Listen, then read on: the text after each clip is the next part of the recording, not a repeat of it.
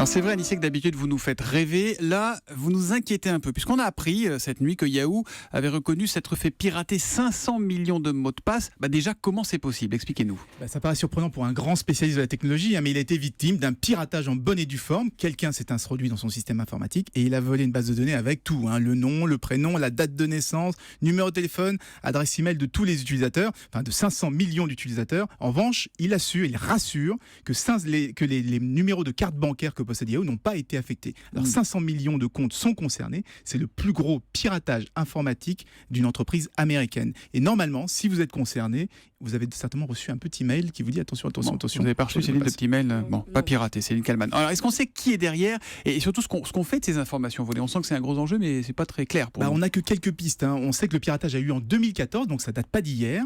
Ce serait des jeunes d'une quinzaine d'années qui, en ce moment, sont en train de revendre les identifiants, mots de passe, etc. sur des forums, vous savez, le fameux dark web, darknet. Ouais.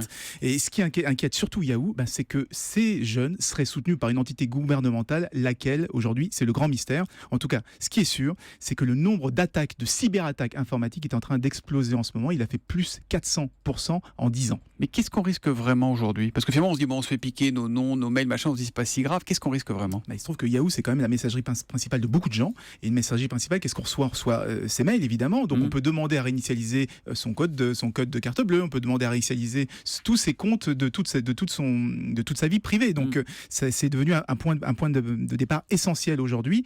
Donc, on recommande surtout de vérifier son compte Yahoo, de vérifier si toute activité suspecte. Et s'il y a un problème, il faut absolument changer le mot de passe. Si on a le moindre doute, donc on change le mot de passe aujourd'hui, comme ça on est sûr d'être à peu près protégé, au moins jusqu'à la prochaine attaque. Jusqu'à la prochaine attaque, mais donc il faut changer son mot de passe, le changer régulièrement et surtout préférer ce qu'on appelle la double authentification. C'est celle qui vous demande de taper un mot de passe sur l'ordinateur, mais qui vous envoie un SMS et qui permet de le valider. Ah, ça on peut avoir confiance. Quand Yahoo nous demande le numéro de téléphone, on peut le donner. Ça, oui, c'est plus de sécurité. Voilà, il y a deux mots de passe, celui qui est sur l'ordinateur et celui que l'on reçoit sur son téléphone. C'est ce qui est le plus efficace. Merci beaucoup, Anissé Mbida.